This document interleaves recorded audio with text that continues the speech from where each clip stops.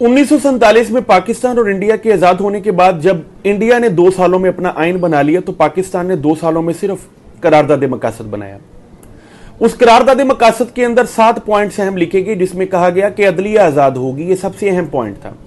वफाकी हुकूमत होगी, इस्लामी निज़ाम तलीम होगा, इस्लामी शरीयत का निज़ाम जो है वो नाफज किया जाएगा, अक़लियतों को हकूक दिए जाएंगे। ये तमाम चीज़ें करारदाद मकासद के अंदर वाज़ेह कर दी गई।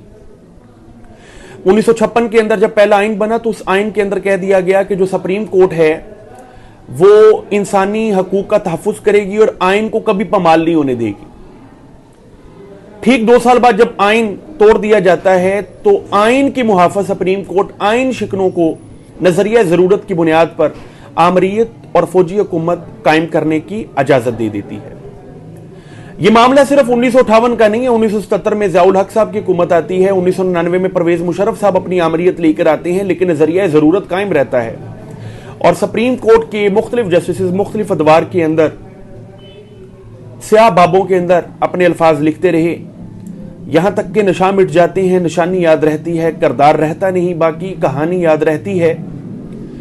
मेरे दोस्तों, अदालतों का काम था इंसानी हकूक और पाकिस्तानी अवाम के हकूक का तहफ़्फ़ुज़ करना।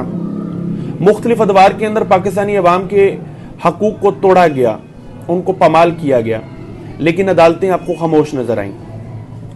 कभी तो जुडिशल एक्टिविज्म के नाम पर जस्टिस इफ्तिखार चौधरी साहब ने सो मोटो एक्शन लेने शुरू कर दी और कभी बाकी जजेस ने जुडिशल रेस्ट्रेंट के नाम पर कुछ भी ना करने को अपना फरीजा समझा।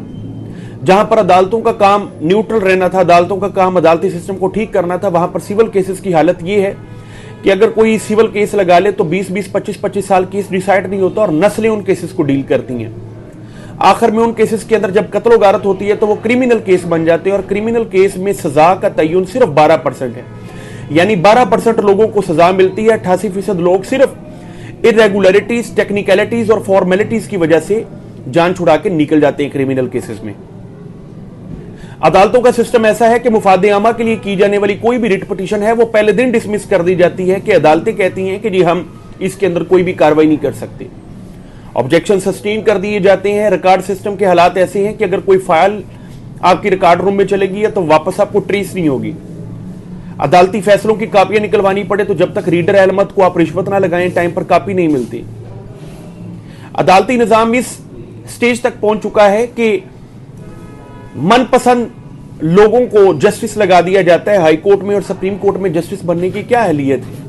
एक तो कॉन्स्टिट्यूशन ने अहलियत बता दी, लेकिन कौन बनेगा? उसका कोई टेस्ट होगा कि नहीं? उसका कोई भी अहम पॉइंट नहीं है। फिर वही पॉलिटिकल लीडर्स जो अदालतों के अंदर अपने जस्टिस लगाते हैं, वही जस्टिस उन पॉलिटिकल लीडर्स के हक के लिए तो काम करते हैं, आम लोगों के हकूक के लिए उस तरीके से काम ही नहीं होता। अदालतों के तरीके अंदर हमने देखा कि जुल्फकार अली भुट्टो की फांसी हुई, नवाज शरीफ को 2017 के अंदर निकाला गया सादक और अमीन के नाम पर आर्टिकल 62 1A का सहारा लेकर, 1F का सहारा लेकर। इमरान खान साहब की मौजूदा जेरे हिरासत जिंदगी मुंह बोलता सबूत है कि अदालती सिस्टम किस तरीके पर काम कर रहा है। जहां पर अदालतों का काम था इंसाफ देना, जहां पर अदालतों का काम था रूल ऑफ लॉ लेके आना, सुप्रीमेसी ऑफ कॉन्स्टिट्यूशन लेके आना, वहां पर अदालतों ने उन लोगों को जिनके वो मनपसंद थे उनके लिए काम करना शुरू कर दिया। यही वजह है कि मुल्क आज तक सही डगर पर चल नहीं पाया। आज भी अदालतों के पास टाइम है, आज भी वक्त है कि अगर आप अवाम के दिलों में अपनी रगबत कायम करना चाहते हैं, अवाम के दिलों में अपनी मोहब्बत कायम करना चाहते हैं, तो आपको दोबारा से खुद को ठीक करना पड़ेगा, क्योंकि कुफ्र का निजाम चल सकता है, जुल्म का निजाम नहीं चल सकता। और जब मुंसफ इंसाफ देने से कासर रह जाता है तो जुल्म का निजाम कायम हो जाता है।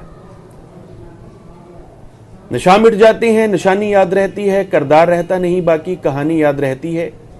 इस चीज को अपने जहन में रखिए और सोचिए, क्योंकि सोचने वालों की दुनिया वालों की सोच से अलग होती है।